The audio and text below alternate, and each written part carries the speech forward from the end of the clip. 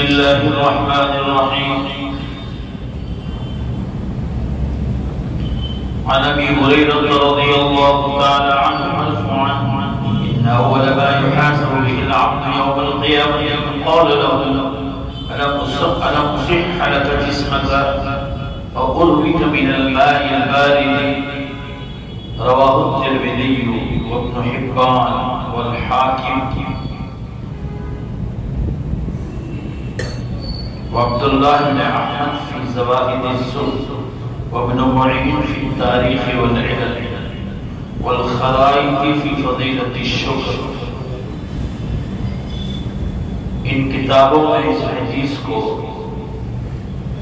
روایت کیا گیا ہے. ابو ہریرہ رضی اللہ عنہ ارشاد فرماتے ہیں کہ قیامت کے دن بندے کا سب سے پہلے جو حساب ہوگا وہ اسے اللہ تعالیٰ یوں فرمائیں گے: کیا میں نے تیرے بدن کو تندرست نہیں بنایا تھا؟ سوال کریں گے کہ وہ تجھے اللہ تعالیٰ نے تندرست بدن نہیں عطا فرمایا تھا؟ اور دوسرا سوال یہ ہوگا: کیا میں نے تجھے ٹھنڈے پانی سے سیراب نہیں کیا؟ تجھے جب پیاس لگتی تھی تو کیا میں ٹھنڈے پانی سے تجھے نوازتا نہیں تھا؟ اس حدیث کو ان تمام ائمہ حدیث نے اپنی کتابوں میں ذکر کیا ہے. علماء فرماتے اس حدیث کے ذیل میں کہ اللہ کے حقوق میں سب سے پہلے نماز کی پوچھو، اور بندوں کے حقوق میں سب سے پہلے اگر کسی کو قتل کیا ہوگا تو اس کا حساب ہوگا. اور جب اللہ تعالیٰ اپنے بندے کے سامنے اس پر کیے گئے احسان کا تذکرہ کریں گے تو سب سے پہلے تندرستی اور ٹھنڈے پانی کے بارے میں حساب. ایک اشکال اور اعتراض کا جواب ہے کہ بعض حدیثوں میں ہے کہ قیامت کے دن سب سے پہلے پوچھ جو ہے حقوق اللہ میں نماز کی ہوگی، اللہ کے حقوق میں، اور بندوں کے حقوق میں سب سے پہلے پوچھ ہوگی کہ اگر کسی ناحق کسی انسان کو قتل کیا ہے تو اس کا حساب. اور اس حدیث میں فرمایا قیامت کے دن سب سے پہلے حساب اس بات کا ہوگا کہ اللہ تعالیٰ پوچھیں گے کہ میں نے تیرے بدن کو تندرست نہیں کیا تھا؟ جب تجھے پیاس لگتی تھی تو کیا میں تجھے ٹھنڈا پانی نہیں پلاتا تھا؟ اس کا جواب دیا اس حدیث میں کہ اس میں جو پہلے حساب کا ذکر آیا ہے اور دوسری حدیثوں میں نماز کا ہے، دوسری حدیث میں قتل کرنے کا ہے کہ اس کا حساب ہوگا پہلے، اور اس حدیث میں تندرستی کا حساب ہوگا پہلے، اور ٹھنڈے پانی پلانے کا ہوگا. تو اس کا جواب دے رہے ہیں علماء کرام کہ یہ جو تندرستی کے بارے میں سوال ہوگا اور ٹھنڈے پانی کے بارے میں، یہ اللہ تعالیٰ نے جو بندوں پر احسانات کیے ہیں ان احسانات کے معاملے میں سب سے پہلے دو سوال ہوں گے کہ کیا میں نے تجھے تندرست بدن نہیں دیا؟ تو نے اس کو کوئی غنیمت نہیں سمجھا اور تو سستی میں زندگی گزارتا تھا.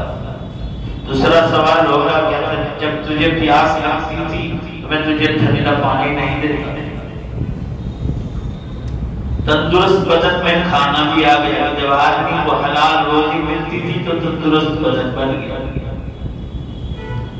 تو یہ جو حدیث میں آیا ہے تندرست بدن اور ٹھنڈے پانی کے بارے میں سب سے پہلے سوال ہوگا، یہ اللہ تعالیٰ نے جو بندوں پر احسانات کیے ہیں اس بارے میں سب سے پہلے سوال ہوگا. تو سب سے پہلے تندرستی اور ٹھنڈے پانی کا حساب ہوگا جو زندہ رہنے کے لیے انتہائی ضروری چیز ہے. پانی کی اہمیت تو بالکل ظاہر ہے، جس کے بغیر زندگی کا وجود ہی نہیں ہو سکتا. آدمی پانی نہیں پیے گا تو زندہ کیسے بچے گا؟ اور رہا تندرستی کا تو اس کے بغیر دنیا میں کوئی لذت ہی نہیں. آدمی بیمار ہی چلتا رہتا ہوتا تو انسان کو زندگی جینے کا مزہ ہی نہیں مل سکتا. تو یہ جو دو نعمتوں کا سوال ہوا اور اللہ تعالیٰ نے بندوں پر جو احسانات کیے ہیں اس بارے میں سوال ہوا. آگے کی حدیث آ رہی ہے جن میں یہ بتلایا جا رہا ہے کہ آخرت کی گھاٹیاں پار کرنے کے لیے گناہوں کا بوجھ بہت کم ہونا چاہیے تو آخرت کی گھاٹیاں پار ہوگی۔ اللہ تعالیٰ ہم سب کو پوری امت کو گناہوں سے حفاظت کرے۔ عن ابی الدرداء رضی اللہ عنہ قال رسول اللہ صلی اللہ علیہ وسلم ان بین ایدیکم عقبۃ قعودا لا ينجو منها الا كل مخف رواه البزار في مسنده وابن جریر الطبری في تہذیب الآثار۔ اور یہ حدیث بھی صحیح ہے۔ ابو الدرداء رضی اللہ عنہ ارشاد فرماتے ہیں رسول اللہ صلی اللہ علیہ وسلم نے فرمایا تمہارے سامنے ان بین ایدیکم عقبۃ قعودا، تمہارے سامنے آخرت کی دشوار گزار یعنی مشکل ترین گھاٹیاں آ رہی ہے، جس سے نجات پانے والا وہی ہوگا جو گناہوں کی بوجھ سے ہلکا ہوگا۔ جس کے پاس گناہ کم ہوں گے وہی آخرت کی گھاٹیوں کو جلدی پار کرے گا۔ علماء فرماتے ہیں اس حدیث کے تحت کہ آج کسی کو گناہوں کا بوجھ محسوس نہیں ہوتا، بے حساب گناہ کرتا ہے مگر گناہوں کا بوجھ اس کو محسوس نہیں ہوتا ہے، لیکن مرنے کے بعد ہر ایک کو بخوبی اچھے سے اندازہ ہو جاتا ہے۔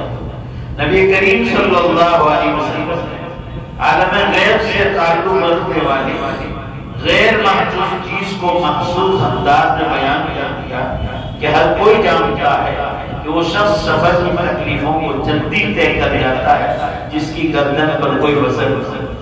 آپ صلی اللہ علیہ وسلم ایک مثال سے آخرت کی گھاٹیاں کیسے پار ہوئی وہ سمجھا رہے ہیں کہ جس کے بدن میں جس کے ساتھ گناہ کا بوجھ کم ہوگا وہ آخرت کی گھاٹیاں پار کر جائے گا۔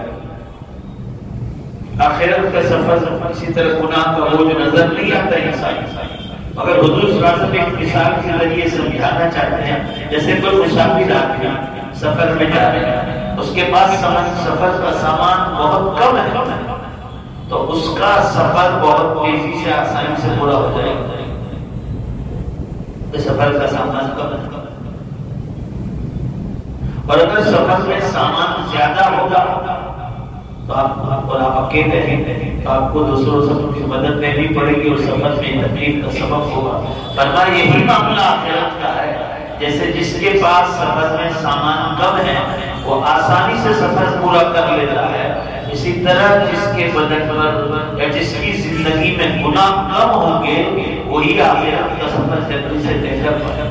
اور مختلف قسم کے گناہ کیے ہوتے ہیں جیسے روزی حلال نہیں، سود اور بیاج کے کاروبار کر رہا ہے یا ایمان چھوڑ دی، جیسے آج کل لڑکیاں غیر مسلم لڑکوں کے ساتھ بیاج کر کے کالجوں میں یونیورسٹیوں میں بے حساب لڑکیاں ایمان چھوڑ۔ آج لکھنؤ میں یوپی لکھنؤ سے ایک ہندی پیپر کے کٹنگ مجھے یوپی سے کسی نے بھیجا ہے اور نیپال سے بھی آیا ہے، اس میں مسلم لڑکی نام بھی لکھا ہے انتہائی خوبصورت، یہ چین میں جاتی اور ایک ہندو لڑکے کے ساتھ اس کا تعلق ہو گیا، اس نے شادی کا وعدہ کیا، یہ دونوں بھاگ کے کورونا کے زمانے میں بمبئی جا کر شادی کر دی، اب وہاں نوکری کی، یہاں چین چلا اس نے یہاں کا چین کھولا دوسرا، اگر وہ چل بھی پائے اس کے ماں باپ ہندو لڑکی کے ماں باپ نے بھی اس کو نکال دیا،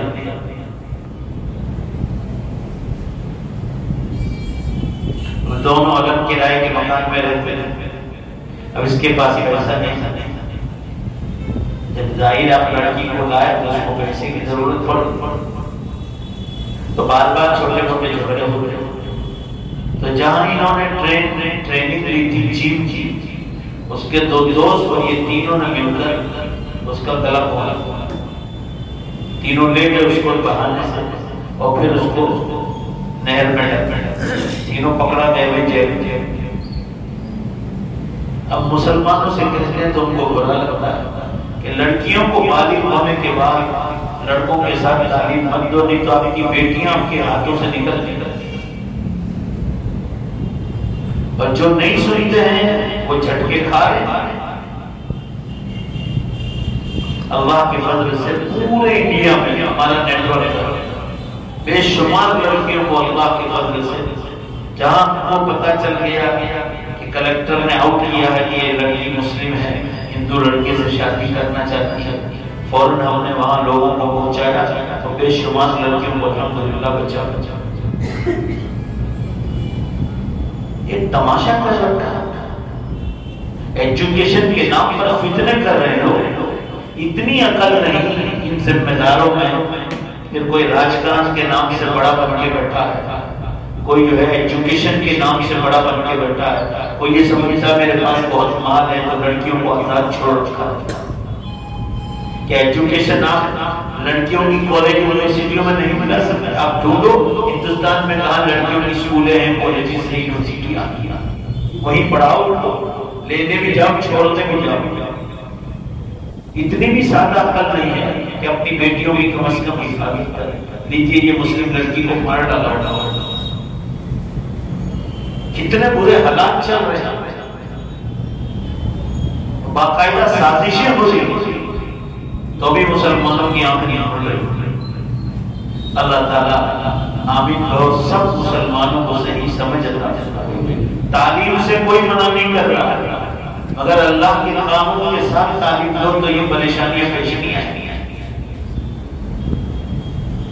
ابھی پچھلے ہفتے بھروچ کی ایک لڑکی ڈیرے کے ساتھ چلی،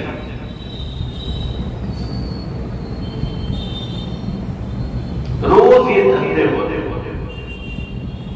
اور جب ہم نصیحت کرتے ہیں تو لوگوں کو برا لگتا ہے، یہ نہیں سوچتے کہ ہماری اولادوں کی حفاظت کے لیے کیا رکھے۔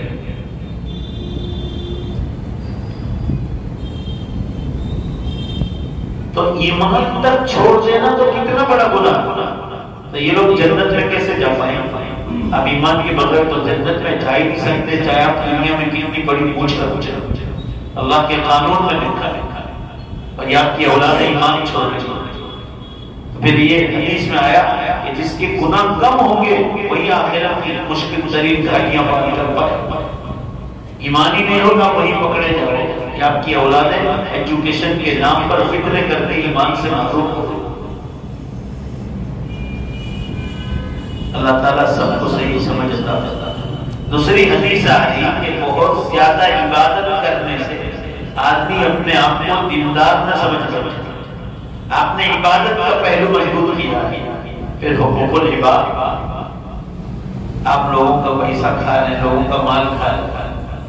ارے علماء نے لکھا ہے کہ آپ کی روزی حلال نہیں، یا تو آپ لوگوں کے پاس مال لے کر پیسہ نہیں دیتے، لاکھ آپ کعبے کی چکر لگا کعبۃ اللہ کا غلاف پکڑ کے بھی موت آ جائے تو بھی وہ حق معاف ہونے والا نہیں جو آپ نے کسی کا مال کھایا۔ یہ آپ کی موت کی فضیلت ہوئی کہ آپ کو کعبۃ اللہ میں موت آئی ہے، کعبہ کا غلاف پکڑے ہوئے تو آپ کی موت آئی، اگر آپ کی روزی تو حلال نہیں، آپ لوگوں کا مال کھا کے مرے۔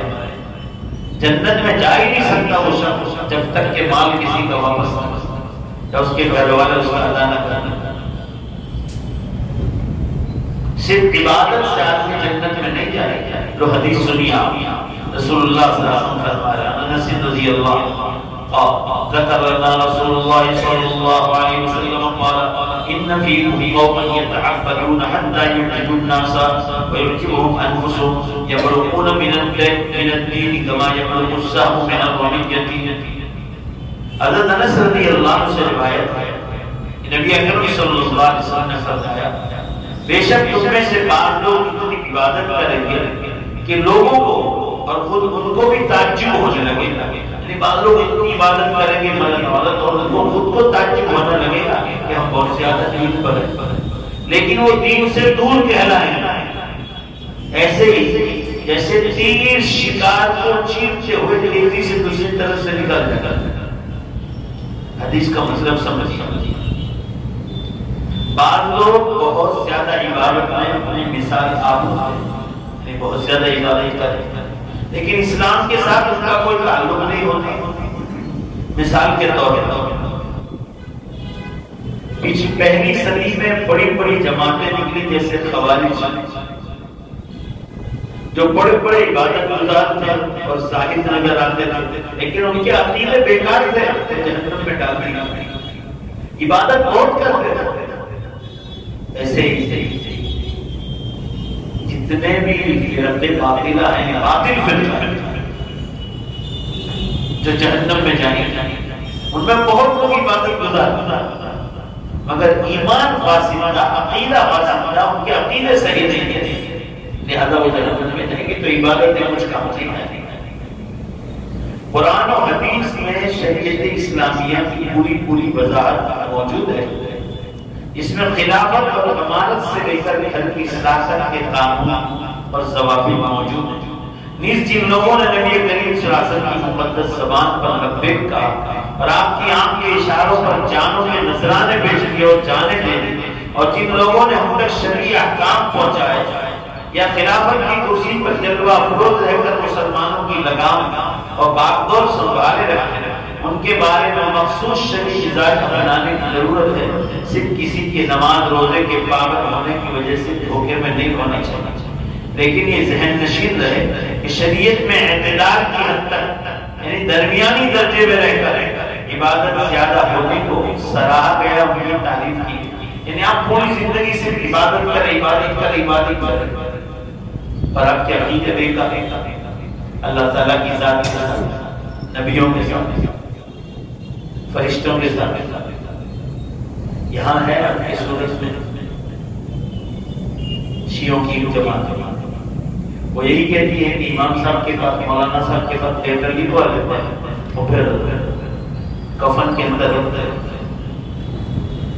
اور اس میں جبریل کے نام خط لکھتے ہیں کہ جبریل کو معلوم ہے کہ آنے والا آدمی ہے، ان کا خیال ہے. نعوذ باللہ. پورا مجمع جواب دو، جنت و جہنم کا معاملہ اللہ کے ہاتھ میں کہ جبریل علیہ السلام اللہ کے ہاتھ میں. یہ فاسد عقیدے کہلاتے ہیں. یہ لاکھ مسجدیں بنائے، کروڑوں کی اور نمازیں بنے، سب بیکار ہے، اس لیے کہ بنیاد کمزور ہے، ایمان اور عقیدہ فاسد ہے. فرشتوں کو اللہ کی جگہ پر آپ بٹھایا.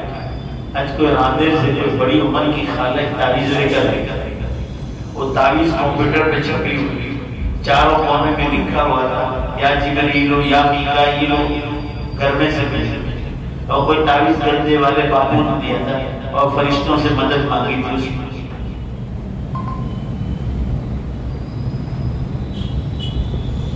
آپ نبی صلی اللہ علیہ وسلم سے بھی مدد نہیں مانگ سکتے، اور بے شخصی نصیب اللہ سے ناصر. حدیث میں آتا ہے چپل کی پٹی بھی ٹوٹ جائے تو اللہ سے ناصر، گھر میں نمک کا ٹکڑا بھی چاہیے تو اللہ سے ناصر.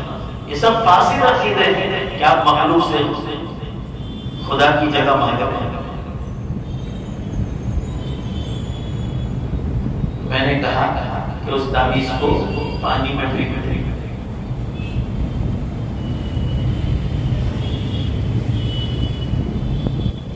آگے کی حدیث آتی عن ابن عمرو مرفوعا رضی اللہ عنہ ان للہ اقواما یختصون بالنعم لمنافع العباد يقربون فيها ويقرهم فيها ما بذلوها فإذا منعوها نزعها منهم فحولها إلى غيرهم.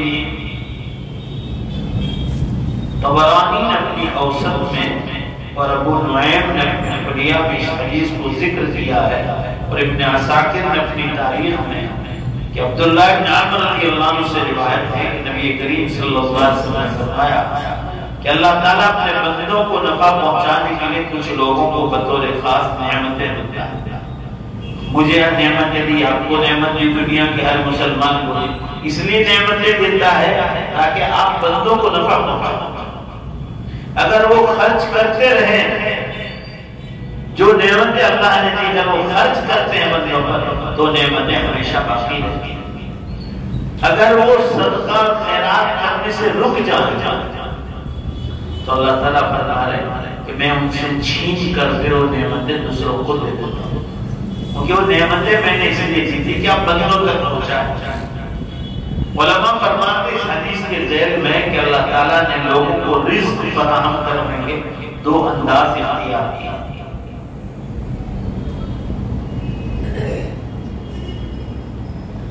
نمبر ایک، براہ راست ڈائریکٹلی روزی کے اسباب مہیا کرنا. اللہ تعالیٰ کسی کو روزی دیتے ہیں تو دو طریقے اختیار کیا، ایک تو ڈائریکٹ روزی عطا کرنا، دوسرا اپنے پاس بندوں کے ذریعے دوسروں کو روزی عطا کرنا، جیسے کوئی کسی کی خدمت کر کے تنخواہ وصول کرتا ہے، ایک تو کسی کے پاس بہت پیسہ ہے اس کے پاس، اور ایک دوسرے کے یہاں نوکری کرتا ہے، تو آپ جس کے یہاں نوکری کرتے ہیں وہ آپ کو پیسہ دیتا ہے، اور کوئی کسی سے صدقہ خیرات کے در گزارا کرتا ہے، تو ایک تو ڈائریکٹ اللہ تعالیٰ پیسے دیتے ہیں اور دوسرا دیتے ہیں واسطہ دروازہ۔ تو حدیث میں فرما گیا جو آپ کو مال ملا ہے، نعمتیں دی ہے، وہ اللہ تعالیٰ نے دوسروں کو فائدہ پہنچانے کے لیے دی، تاکہ آپ جو پیسہ ملا ہے آپ دوسروں تک پہنچائیں۔ اللہ تعالیٰ کا ڈائریکٹلی روزی کا اسباب مہیا کرنا اس کا بہت بڑا احسان ہے کہ اس نے در در کی ٹھوکروں سے ہم کو محفوظ کر لوگوں کے پاس بھیک مانگے، اس سے اچھا ہے کہ اللہ نے ہم کو عطا فرمایا۔ ہاں اگر اللہ تعالیٰ اپنے کسی بندے کے ذریعے کسی کو روزی دیتا ہے تو اس پر بھی اس کا فضل و کرم ہوگا، اس کی آمدنی میں کئی لوگ اپنا اور بچوں کا پیٹ پالیں۔ جیسے ہم کسی جگہ نوکری کرتے ہیں، پیسہ وہ دیتا ہے، ہم نوکری کرتے ہیں تو اس کو واسطہ بنایا جاتا ہے۔ لہذا اگر ہمیں اللہ تعالیٰ نے اس وقت کے ساتھ روزی عطا کی ہے تو ہمیں چاہیے کہ فقر و فاقہ میں مبتلا دوسرے لوگوں کا خیال رکھیں۔ کیا مطلب؟ اللہ تعالیٰ نے ہم کو بہت سارا مال دیا ہے تو ہم غریبوں کی، مسکینوں کی، بیواؤں کی، یتیموں کی پیسوں سے مدد کریں۔ تو مال اس لیے نہیں دیا کہ ہم صرف کروڑ پتی بن جائیں اور کسی کو کچھ نہ کریں۔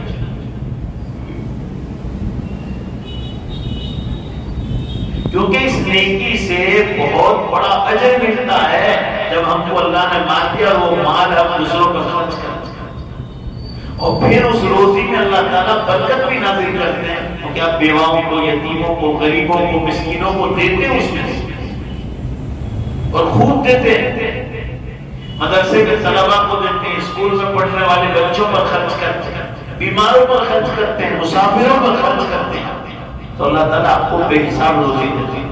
اور جب آدمی حدیث میں بتلایا گیا کہ جو مال میں دیتا ہوں اس پر خرچ نہیں کرتے تو اس مال کو چھین کر میں دوسروں کو دے دوں۔ اب کوئی مثال آگے بھی دی، اس مسجد میں وہ حاجی صاحب کبھی کبھی یہاں آتے ہیں، نام نہیں لوں گا اس لیے کسی کی طرف اشارہ ہو گئی۔ ایک زمانے میں ایسی فیکٹریاں چلتی تھی آپ کی صورت میں، یہ علماء جتنے آتے ہیں ان کی بے حساب کو خدمت کرتے ہیں، اوروں کو بھی دیتے ہیں، مگر اس وقت جب میں یہ بات کر رہا ہوں تو اللہ تعالیٰ نے ان کی پریکشا کی، امتحان بھی لیا۔ اتنے برے حالات چل رہے ہیں، اتنے برے حالات، اللہ کے گھر میں بیٹھا ہوں کہ اگر آج آپ 2000 روپے ان کو زکات کے دے دو تو وہ لینے کے لیے نہیں کھڑے۔ ابھی میں نے ان سے کہا کہ آپ صبر کے حالات میں چل رہے ہیں، اب اللہ تعالیٰ سے دعا مانگو، رجوع اللہ کرو، اللہ چاہے گا کہ دوبارہ اللہ تعالیٰ آپ کے حالات ٹھیک کرے گا۔ تو آدمی مال پر اترائے نہیں، کوئی بھی ہے، اللہ تعالیٰ کبھی کبھی چھین بھی دیتے ہیں۔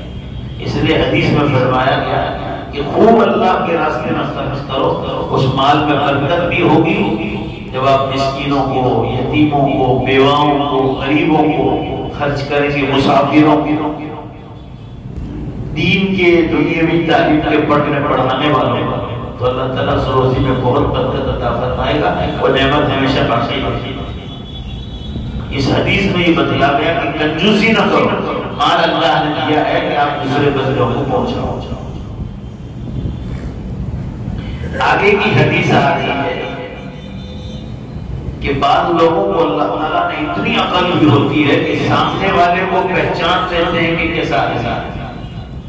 عن انس بن مالک رضی اللہ عنہ مرفوعا ان للہ عبادا یعرفون الناس بالتبسم۔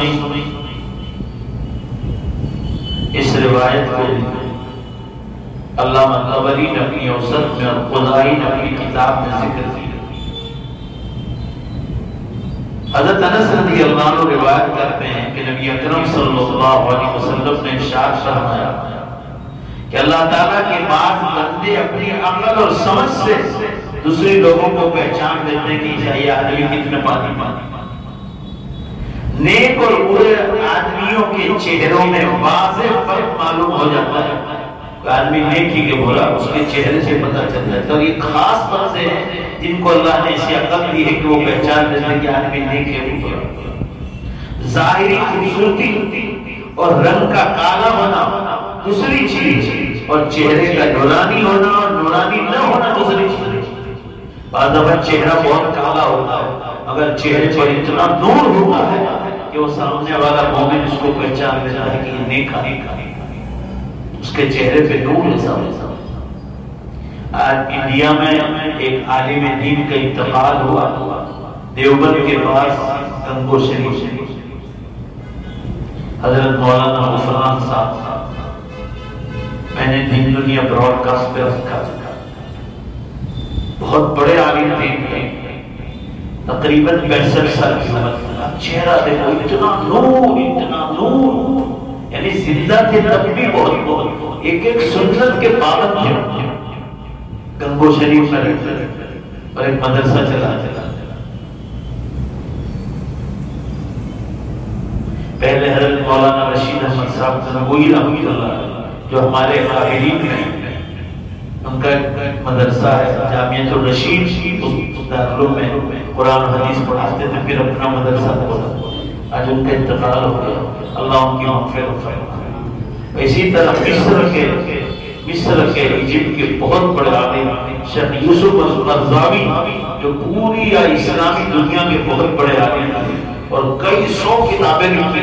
آج ان کا بھی انتقال ہوگا 96 سال کی عمر. شیخ یوسف القرضاوی. اللہ تعالیٰ ان دونوں بزرگوں کی مغفرت فرمائے اور جنت میں اعلیٰ مقام عطا.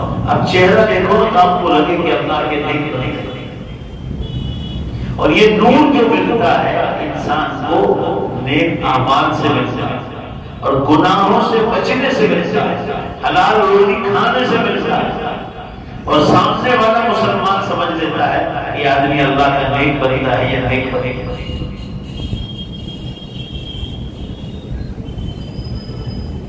تو چہرے کا نورانی ہونا اور نورانی نہ ہونا یہ اعمال پر مدار رہتا ہے. اعمال اچھے ہیں تو چہرے میں نور ہوگا چاہے کلر کتنا ہی کا ہے. اس لیے اللہ تعالیٰ کی خوبصورت اور کالا ہونا نہیں دیکھا جاتا ہے. ان اللہ لا ينظر الى اجسامكم ولا الى صوركم ولكن ينظر الى قلوبكم ونياتكم. اللہ تعالیٰ تمہارے چہرے خوبصورت ہیں کہ کالے یہ نہیں دیکھتا, تمہارا بدن موٹا ہے تندرست ہے وہ یہ نہیں دیکھتا, بلکہ تمہارے دلوں کو تمہاری نیتوں کو دیکھتا ہے کہ تمہارے دل اور نیتیں کتنی صاف ہیں. اور یہ اعمال سے تعلق رکھتا ہے. اعمال اچھے ہیں تو چہرے پر نور ہے.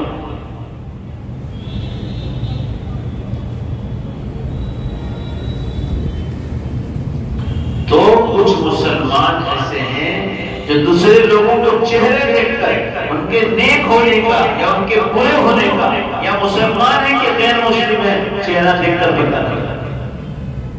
یہ اس کے ایمان اور اعمال کا نور ہوتا ہے تو اس کے چہرے پہ جھپکتا اور سامنے والے سمجھ جاتا ہے. آگے کی حدیث آتی ہے عن عبد الله بن عمرو بن العاص رضي الله عنه سمع رسول الله صلى الله عليه وسلم قال ان الله يبغض الفحش والتفحش والذي نفسي بيده لا تقوم الساعة حتى يقول الأمين ويؤتمن الخائن حتى يظهر الفحش والتفحش وقطيعة الأرحام وسوء الجبال. إن مثل المؤمن كمثل القطعة من الذهب نفخ فيها صاحبها فلم تغير ولم تنقل والذي نفس محمد بيده صلى الله عليه وسلم إن مثل المؤمن كمثل النخلة أكلت طيبا ووضعت طيبا ووقعت فلم تكسر ولم تفسد. رواه أحمد في مسنده والإصبهاني في الترغيب والحاكم في المسند. حدیث صحیح. عبداللہ بن عمرو بن العاص رضی اللہ عنہ فرماتے ہیں, ذرا دھیان سے سنیں. رسول اللہ صلی اللہ علیہ وسلم فرماتے ہوئے عبداللہ بن عمرو نے سنا کہ اللہ کے نبی صلی اللہ علیہ وسلم فرما رہے ہیں کہ بے شک اللہ تعالیٰ بری بات, برے کام اور بد کلامی, بری زبان سے نفرت کرتا ہے. اللہ کے نبی صلی اللہ علیہ وسلم کیا فرما رہے ہیں؟ بری بات بولنے سے, برے عمل کرنے سے, اور زبان خراب کرنے سے اللہ تعالیٰ نفرت کرتا ہے. ایسی عورتوں سے اور ایسے مردوں سے اللہ تعالیٰ پسند نہیں کرتی. ایسی عورتوں اور مردوں جو بد زبانی کرتے ہیں, غلط سرد بولتے ہیں. اس ذات کی قسم جس کے قبضے میں میری جان ہے, رسول اللہ صلی اللہ علیہ وسلم دھیان سے سنی, قیامت اس وقت قائم ہوگی جب امانت دار آدمی خیانت کرتا ہے.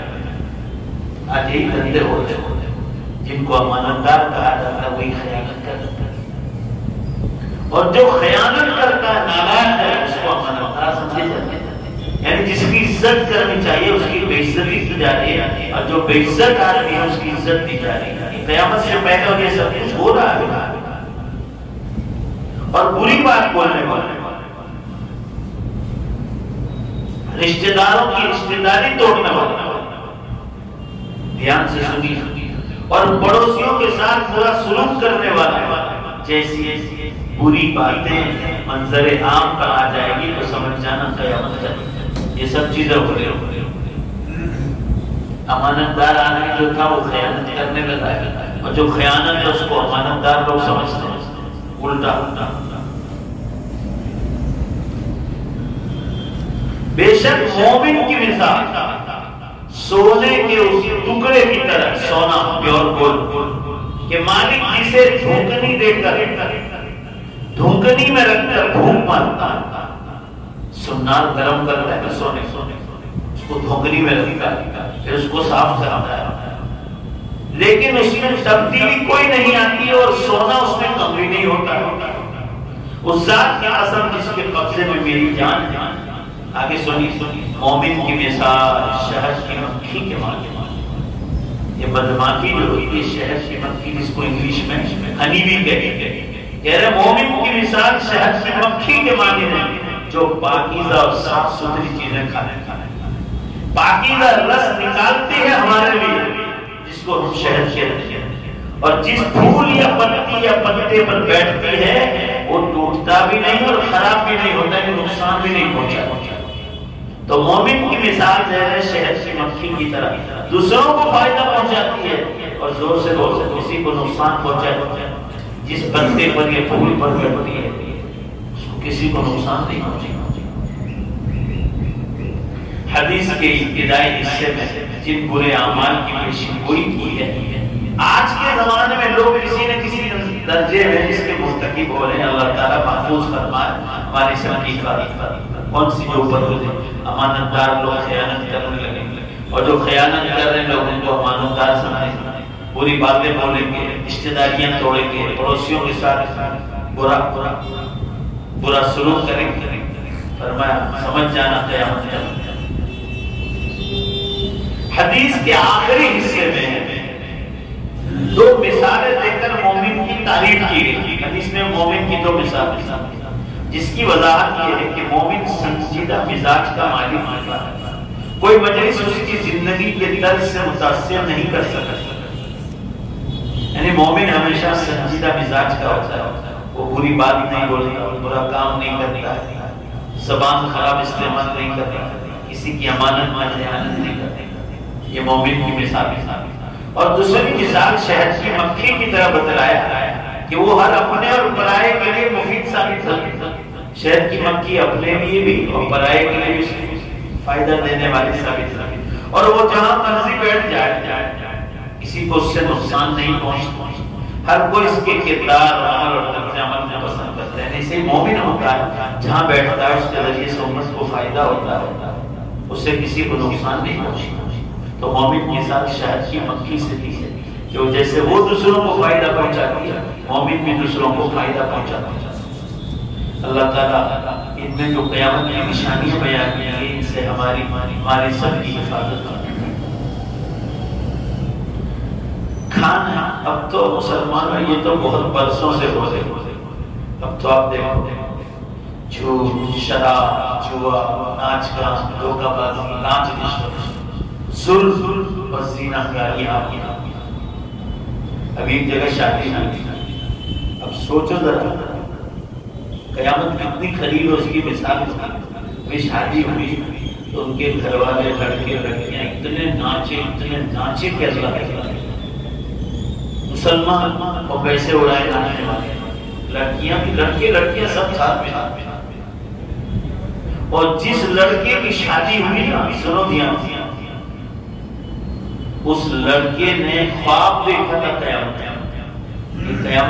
ٹوٹ پڑی اور اب لوگ میدان محشر میں. اور گھر والے علماء سے پوچھ رہے ہیں کہ بچے نے خواب دیکھا، اس کا کیا مطلب؟ سیدھی بات ہے، قیامت قریب ہے. بخاری شریف میں حدیث آئی ہے جب قیامت قریب آ جائے گی تو اللہ تعالیٰ ایمان والوں کو قیامت کی نشانیاں خواب میں بتلانا شروع کر. اب جو خواب دیکھ رہے ہیں انہیں کے گھر میں ننگے ناچ ہونا، یعنی قیامت کے خواب دیکھ رہے ہیں. تو حضور صلی اللہ علیہ وسلم نے فرمایا تھا، حضور صلی اللہ علیہ وسلم نے کہ جب قیامت قریب ہوگی تو شریف لوگ بدماش بن جائیں گے. بھائی زور سے بولو، شریف لوگ. آپ دیکھو آپ نے فرمایا جھوٹ، شراب، جگار، ناچ گانچ، دھوکہ بازی، لانچ، رشوت، ظلم، زنا کاری، سودی کاروبار عام ہو جائے. بعد سنوات السلاسل، اس کے بعد زلزلے اور بھوکمپ کے برس قیامت شروع ہو. پچھلے مہینے مکہ مدینے کے بیچ میں البہا شہر، مکہ مدینے کے بیچ میں، اور 2 زلزلے ہوئے 4-5 سال. اس کے بعد یمن میں ہو گئے، 2-4 دن کے بعد کویت میں ہو گئے، اور 2 دن کے بعد لگاتار دبئی میں ہوئی. 2 ہی دن ہوئی. یہ پچھلے مہینے کی بات کر رہا ہوں. اس کے بعد افغانستان میں آیا.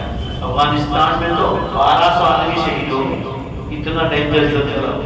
پھر نیپال میں ہوا جس میں 7 آدمی مارے گئے. یہ مہینے کی بات کر رہا ہوں، نیپال والے. اور ابھی انڈونیشیا میں ہوا 250 آدمی مارے گئے. آپ نے دیکھے اس کے ویڈیو تو دیکھو. اس کے 2 دن بعد میکسیکو میں لگاتار 3 دھرتی کمپ ہوئی. 60.8 کے لیے ڈینجر دھرتی. 12-14 آدمی کے مرنے کے بعد میں خبر ہے کہ 50 کے قریب لوگ نکلے ملکوں میں بیچ. پوری دھرتی ایسے کھاتے. اور پھر 2 دن کے بعد انڈمان نکوبار میں ہوا. اخبار میں لکھا تھا کہ ایک آدمی مر گیا، 12 سے 14 آدمی زخمی. انڈمان نکوبار یہ آپ کے انڈیا میں جزیرہ ہے، ٹاپو ہے پانی. اور پرسوں جو ہے یہ آپ کے نوساری کے پاس ماسدہ میں رات کو 9:30 بجے 3.4 کے 2 جھٹکے آئے. لوگ لکھا تھا پیپر میں بھاگ رہا. پوری دھرتی ہل رہی ہے اور یہ مسلمان غفلت میں سو رہے. روزانہ 300 دھرتی کم کے جھٹکے آ رہے ہیں. پاکستان میں پانی کا سیلاب آیا، 1000 آدمی مارے. لاشوں کا بھی ٹھکانا نہیں کہ لاشیں. پورا مسلم علاقہ. عذاب آتا ہے تو مسلمانوں پر کیا، اور اس میں نیک لوگ ہوں گے تو قیامت کے دن اللہ تعالیٰ ان کے اعمال اور ان کی نیتوں پر اللہ ان کو جنت میں لے جائے. مگر جب عذاب آتا ہے تو اور اس کو زندہ رکھنا تھا. وہ ماں مر گئی، بہ گئی، اور اس کے پیٹ سے بچہ نکلا، وہ مٹی میں دبا ہوا زندہ بچہ نکلا. ایک دن کہ اللہ کی مدد. مگر کوئی سوچتا نہیں. لوگ چاہتے بس کھاؤ پیو مزے کرو. خدا کے سامنے کھڑا ہونے کا وقت آ گیا. علماء چلا کر کہہ رہے کہ قیامت کی بڑی نشانیاں شروع ہو گئی اور امت غفلت میں سو گئی. حرم کے امام ہیں شیخ ماہر وائقہ، ان کا عرفات کے میدان کا خطبہ ہی انٹرنیٹ پر آپ دیکھو، کسی سے اردو کراؤ، واٹس ایپ پہ اس کا ترجمہ بھی آ گیا. وہ قسم کھا کر عرفات کے میدان میں کہہ رہے ہیں واللہ قد اقترب الساعة واللہ قد ابتدأت علامات الكبرى. اللہ کی قسم قیامت کی بڑی نشانیاں شروع ہو گئی. والامہ غافلۃ ونائمۃ، اور امت غفلت میں سو رہی.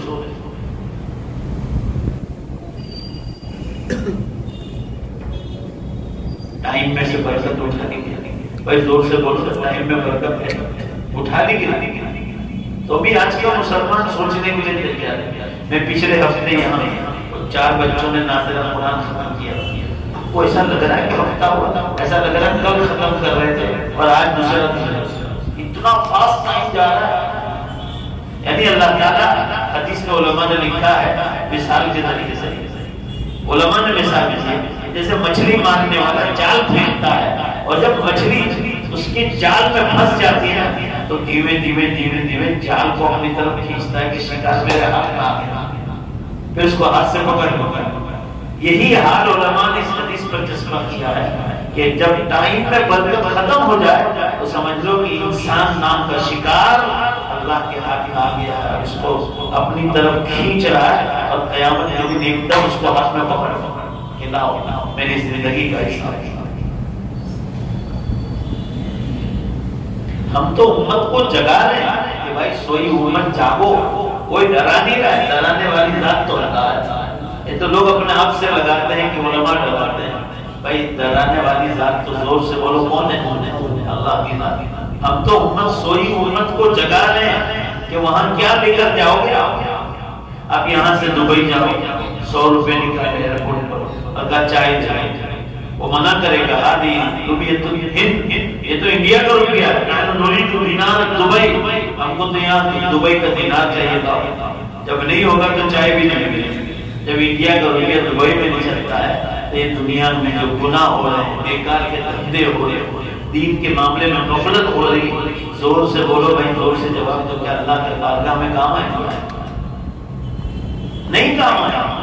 جب انڈیا کا روپیہ دبئی میں دوسرے ایئرپورٹ میں نہیں چلتا ہے تو دنیا کے بیکار دھندے بھی اللہ کے کام نہیں ہے۔ وہ حقوق اللہ اور حقوق العباد، اللہ کے حقوق بھی پورے کرتے جاؤ، بندوں کے حقوق بھی پورے کرتے جاؤ، گناہوں سے بچ کر جاؤ، پھر اللہ کو جنت میں لے جائے۔ اب آخری حدیث پڑھو۔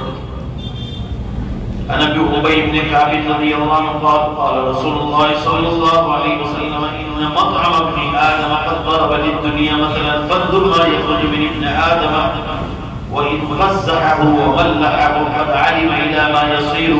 ابي بن كعب رضی اللہ عنہ سے روایت ہے، نبی اکرم صلی اللہ علیہ وسلم نے ارشاد فرمایا انسان کے کھانے نے دنیا کے لیے ایک مثال بیان کیا۔ انسان جو کھاتا ہے اس کی ایک مثال بیان، آپ دیکھیں کہ کھانا کھانے کے بعد انسان پاخانے کی صورت میں کیا نکالتا ہے۔ فانظر ما یخرج من ابن آدم، اللہ کے رسول صلی اللہ علیہ وسلم فرماتے تو دنیا پر کیا اتراتا ہے؟ تو جو اچھے سے اچھی نعمت بادشاہ کے ساتھ بیٹھ کر کھائے وہ بھی ناپاک بن جائے گا۔ آخرت کی فضیلت سمجھا رہے ہیں کہ اچھی سے اچھی نعمت کھاؤ دنیا میں، گلے تک ہے بس زبان تک، اس کے بعد وہ پیشاب ناپاکی خون بن جائے، بدبو، یہ دنیا کا حال حضور صلی اللہ علیہ وسلم سمجھا رہے ہیں۔ آگے فرما رہے ہیں فَانظُرْ مَا يَخْرُجُ مِنْ ابْنِ آدَمَ وَإِنْ قَصَّهُ وَبَلَّهُ، اگرچہ وہ کھانا مسالے دار بھی ہو، نمکین بھی ہو، جو مزیدار ہو، تو بھی وہ بدبودار ہوگا، پیٹ سے نکل گا۔ اور میں تو اس پر کیوں نہیں سوچتا کہ جو کھاتا ہے وہ کیا بنتا ہے، اور وہ جانتا بھی انسان کھانا کھانے کے بعد قد علم الا ما يصير کہ کیا بننے والا ہے۔ تو فرما رہے تم جن کھانوں کو نہیں کھاتے ہو، دسترخوان، آج تو دیکھو دسترخوان، ابھی میں نوساری ضلع میں میرا دسترخوان بتا میری زبان میں ذرا غصہ اور آنا چاہیے آ جائیے۔ انہوں نے میرے دسترخوان پر 27 چیزیں رکھی، اللہ کے گھر میں بیٹھا، زور سے بولو بھائی کتنی چیزیں؟ میں نے کہا آپ نے چکھنے بلایا ہے کہ کھانے کے لیے بلایا؟ سوچو زبان پر میرے غصے کر، میں نے وہ حدیث سنا ان کو کہ حضرت عمر رضی اللہ عنہ قسم کھا کر فرماتے تھے کہ حضور صلی اللہ علیہ وسلم کے دسترخوان پر 2 سال کبھی جمع ہوتے نہیں تھے، قسم کھا کر فرماتے۔ اور آج مالداروں کے دسترخوان روز اور پھر دیکھو کولیسٹرول، بلڈ پریشر، یہ دھوتا ہے وہ دھوتا ہے، یہ ہوتا ہے اور وہ ہوتا ہے، بیماری آئے گی۔ یہ جنت تھوڑی کہ اتنا کھائے ہو کہ گلے تک جا رہے۔ آج جو ہے ہمارے یہاں بیمار کی تعداد 65 کے قریب تھی، آج علاج لینے کے لیے اوپر آتے ہیں مینار میں، پچھلے ہفتے 106 تھے۔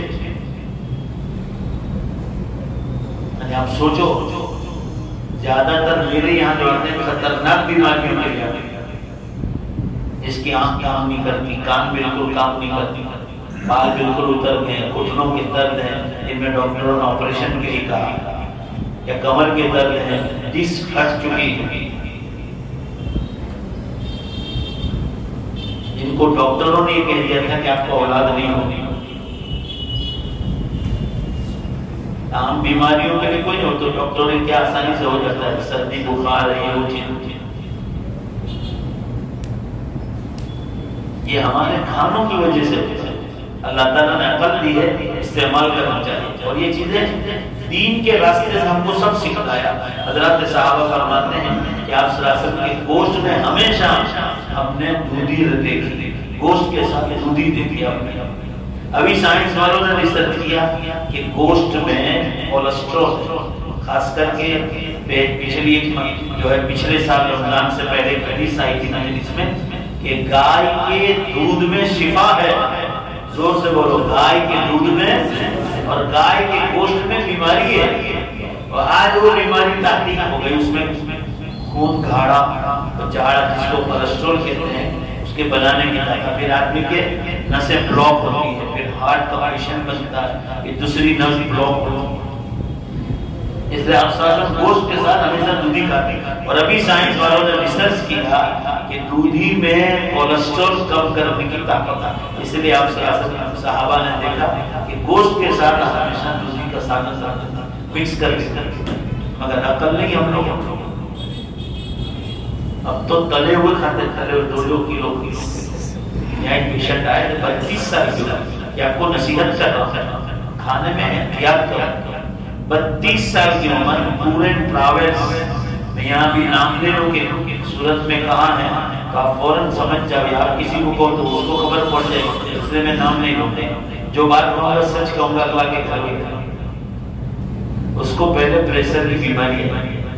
کیوں آئی تھی معلوم ہے؟ پیسہ بہت 2 کلو بکرے کا گوشت تل کے کھاتے ہیں.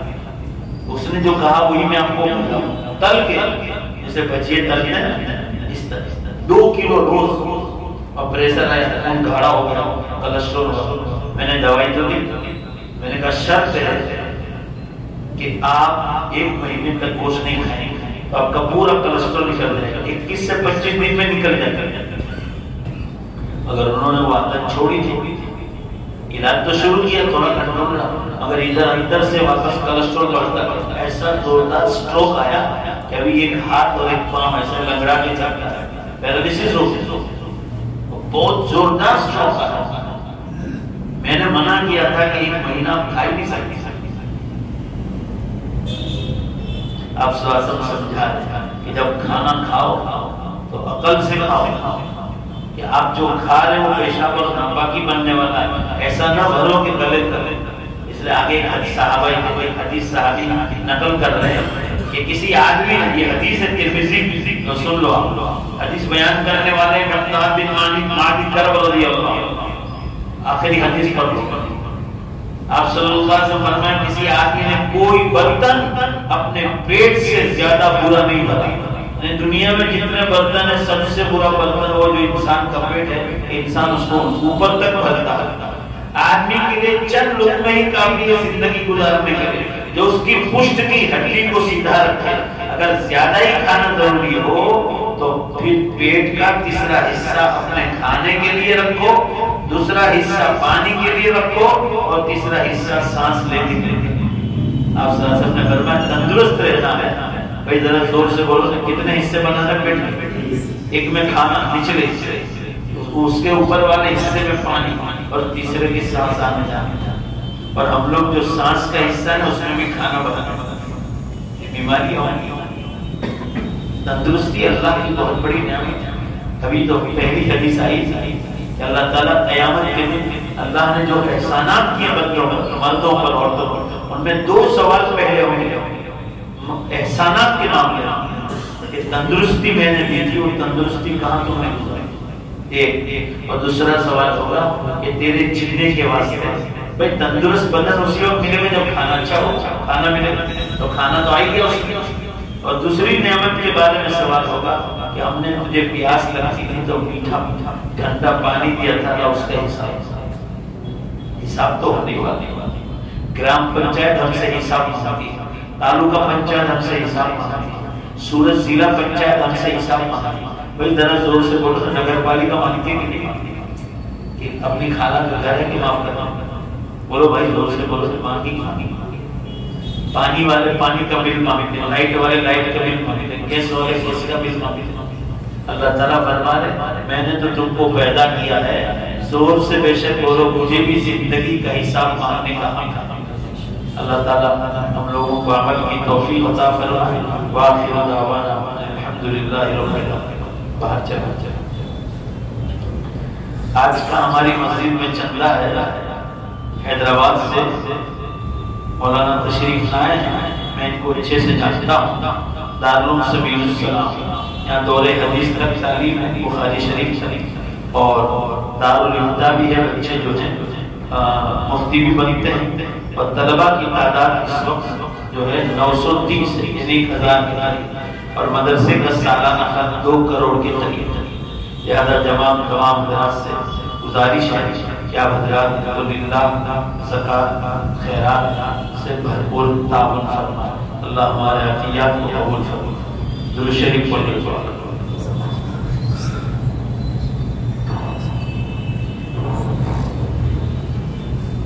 الحمدللہ رب العالمین والعاقبۃ للمتقین والصلاۃ والسلام علی خیر خلقہ محمد وآلہ وصحبہ اجمعین۔ ربنا آتنا فی الدنیا حسنہ وفی الآخرۃ حسنہ وقنا عذاب النار۔ اے اللہ ہم سب کی مغفرت فرما، اے اللہ ہم سب کی مغفرت فرما، ہمیں لمبی عمر عطا فرما، نیک اعمال کے ساتھ تندرستی کے ساتھ گناہوں سے بچاتے ہیں، تیرے دین کا کام کراتے ہیں، پریشانیوں سے بچاتے ہیں، اور مولا جب دنیا سے جانے کا وقت آتا ہم سب کا خاتمہ ایمان پر فرما۔ اے اللہ پوری امت مسلمہ کی آپ مغفرت فرما۔ آج 2 بڑے عالموں کا دنیا سے انتقال ہوا، ایک دیوبند کے پاس کنگو شریف حضرت مولانا محمد غفران صاحب رحمۃ اللہ علیہ، اور مصر کے بہت بڑے عالم جو عالم اسلام کے بہت بڑے عالم شیخ یوسف القرضاوی رحمہ اللہ، دونوں کا انتقال ہو گیا۔ وہ آپ کی دیوار رحمت میں آئے ہیں، اللہ ان دونوں بزرگوں کی جو بھی یہ آج کے دن میں پوری دنیا میں مسلمان انتقال کر رہے ہیں، اللہ سب کی مغفرت فرمائے۔ آپ رحیم ہیں، آپ کریم ہیں، آپ غفور رحیم ہیں، اے اللہ ان کی مکمل مغفرت فرما، ان کے درجات کو بلند فرما۔ اے اللہ ان دونوں بزرگوں کی دینی خدمات کو قبول فرما، انہوں نے جو اسلام کے لیے پیٹ داڑھی اور محنتیں کی، اللہ ان کو شرف قبول عطا فرما، ان کی قبر پر رحمتیں برکتیں اور مغفرتیں نازل فرما۔ اللہ ان تمام سے راضی ہو جاؤ، اللہ خاص کر ہمارے ماں باپ جو دنیا سے چلے گئے، اللہ ان ماں باپ کی مکمل مغفرت فرما۔ ہمارے ماں باپ نے ہمارے لیے بڑی تکلیفوں کے ساتھ ہم لوگوں کو دین اور دنیا کی تعلیم دی، اللہ ان ماں باپ کا احسان بھلایا نہیں جا سکتا، اللہ ان ماں باپ کی مکمل مغفرت فرما، انہیں جنت میں اعلیٰ مقام عطا فرما، ان کی قبروں پر نور کی بارش نازل فرما۔ اے اللہ ان کی قبروں کو رحمتوں سے، برکتوں سے اور مغفرتوں سے پوری طرح ڈھانپ لے، ان کی قبروں پر جا کر ہمیں احسان ثواب کی توفیق عطا فرما۔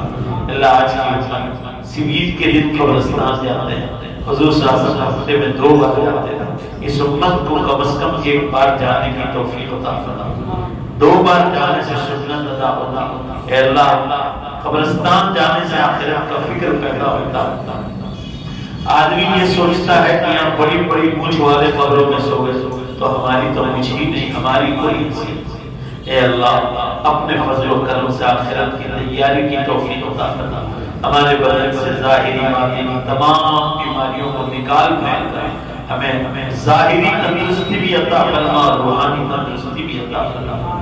اے اللہ امت میں جتنے لوگ بیمار ہیں سب کو شفا عطا فرما، ہمارے ماں باپ کو، بھائی بہنوں کو، رشتہ داروں کو، اساتذہ کو، علماء کو جنت الفردوس میں اعلیٰ مقام عطا فرما، ان کا حشر نبیوں کے ساتھ، صدیقین، شہداء، صالحین اور صالحات کے ساتھ۔ اے اللہ انڈیا میں بہت سارے علماء کو بھی جیلوں میں بند کر دیا، اے اللہ ان کے چھوٹنے کے لیے راستے آسان فرما۔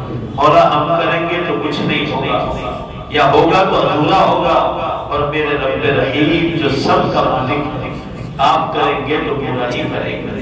یا اللہ انڈیا کے مسلمانوں کی غیب سے مدد نازل فرما، اے اللہ ظالموں کے ظلم سے ہماری حفاظت فرما، غیب سے ہماری نصرت و مدد فرما۔